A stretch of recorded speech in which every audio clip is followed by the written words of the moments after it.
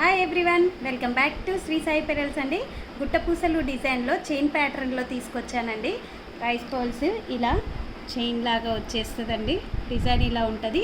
ఈ చైన్ని మీ దగ్గర ఉన్న ఎలాంటి లాకెట్తో అయినా పేరప్ చేసుకోవచ్చండి. లేదు అంటే ఇలా సింపుల్గా వేసుకున్నా కూడా బాగుంటుందండి.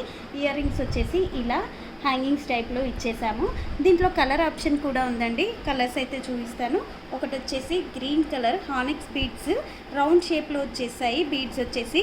ఇంకోటి వచ్చేసి బ్లూ కలర్ అండి, డార్క్ నావీ బ్లూలో వచ్చేసింది.